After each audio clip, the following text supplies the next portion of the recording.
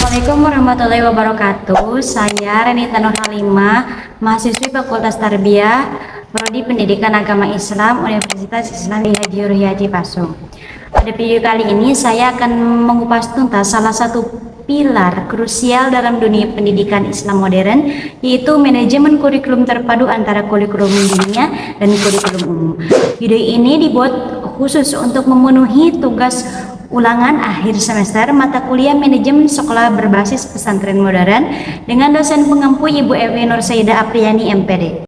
Sebelum masuk ke pembahasan, saya ingin mengajukan sebuah pertanyaan. Menurut teman-teman, apakah seorang peserta didik bisa menjadi pintar dalam ilmu pengetahuan sekaligus memiliki pemahaman agama yang kuat?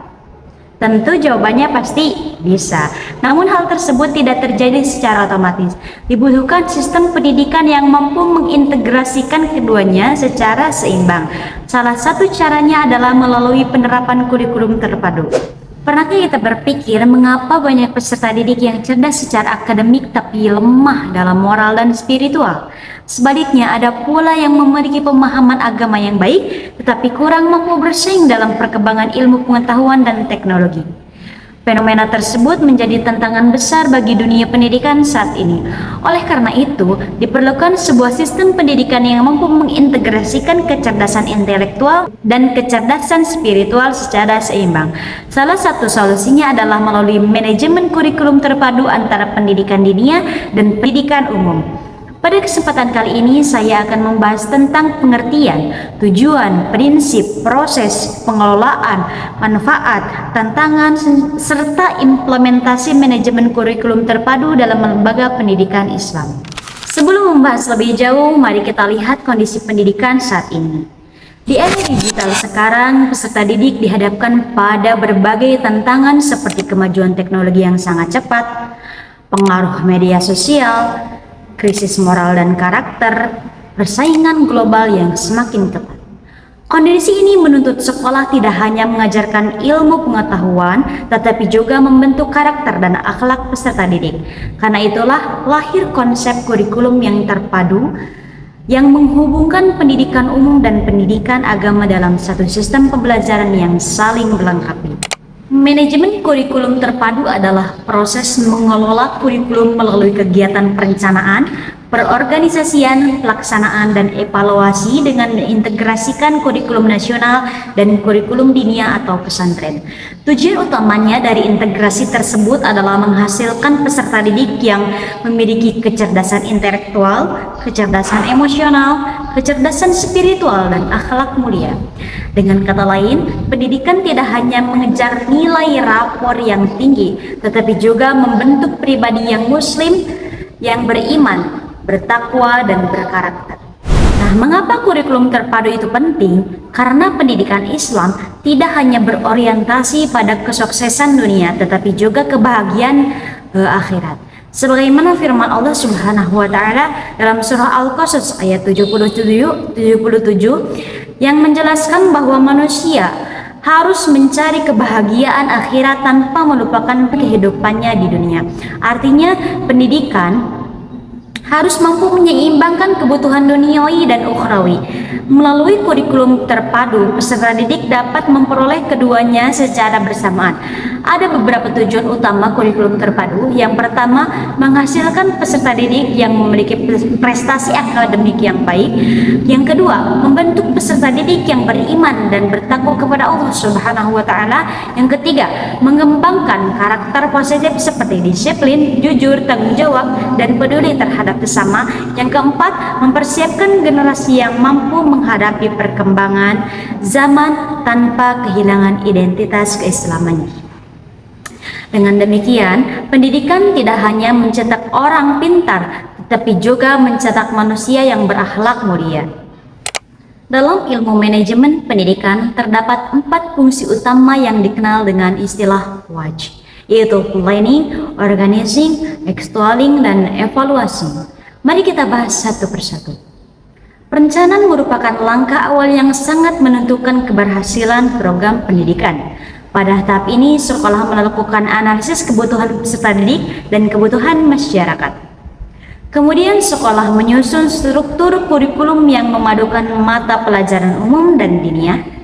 Selain itu, sekolah juga menyusun jadwal pembelajaran, misalnya pada pagi hari peserta didik mengikuti pembelajaran umum, kemudian sore hari mengikuti pembelajaran diniyah, tahfidz atau kajian kitab. Pada tahap ini, sekolah juga menentukan target yang ingin dicapai.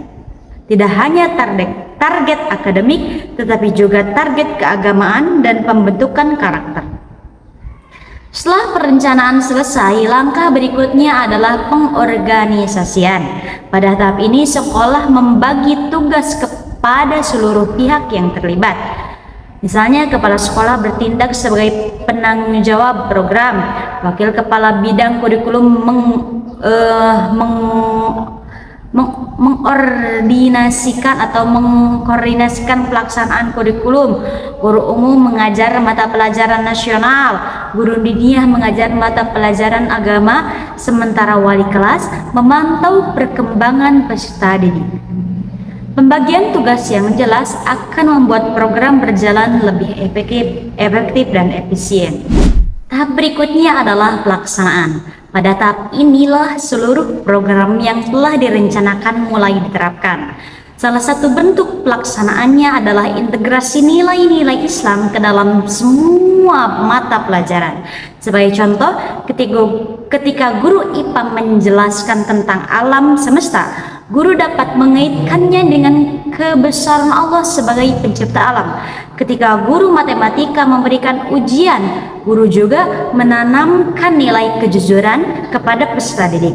Selain pembelajaran di kelas, pelaksanaan kurikulum terpadu juga diwujudkan melalui berbagai program pembiasaan seperti sholat berjamaah, membaca Al-Quran, tahfidz, kultum, dan kegiatan sosial.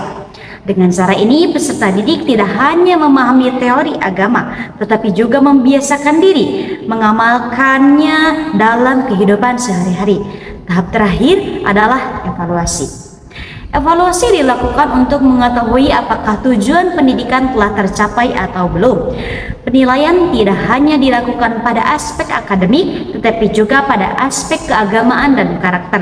Misalnya, melalui ujian tertulis, praktik ibadah, hafalan Al-Quran, kedisiplinan, dan sikap peserta didik sehari-hari. Hasil evaluasi kemudian digunakan untuk memperbaiki dan meningkatkan kualitas program pendidikan pada periode berikutnya. Kurikulum terpadu memiliki banyak kelebihan. Pertama, mampu menciptakan keseimbangan antara ilmu umum dan ilmu agama.